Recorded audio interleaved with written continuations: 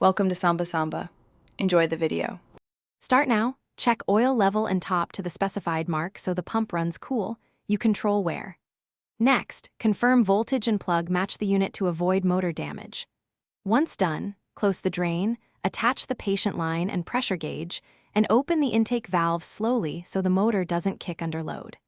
Make sure safety valve and regulator are set to clinic specs before you apply air to any handpiece. This prevents sudden surges. You now ramp to operating pressure. Slowly adjust the regulator to the clinic's recommended range so handpieces respond predictably. While it builds, watch the cut-in and cut-out values on the switch and learn their behavior.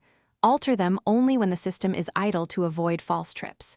Inspect inline filters and the dryer for moisture carryover because water harms turbines and optics. Once stable, run a brief handpiece test to validate consistent torque and airflow before treating a patient.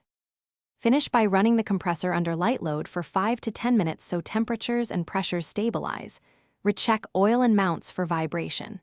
Make sure you drain condensate from the tank and the dryer and record the run time and any maintenance in the log. This prevents surprises. If pressure fluctuates during use, isolate sections to find leaks, replace clogged filters, and if that fails, swap the pressure switch. These steps quickly restore reliable operation. Thanks for watching. Consider subscribing if we helped you.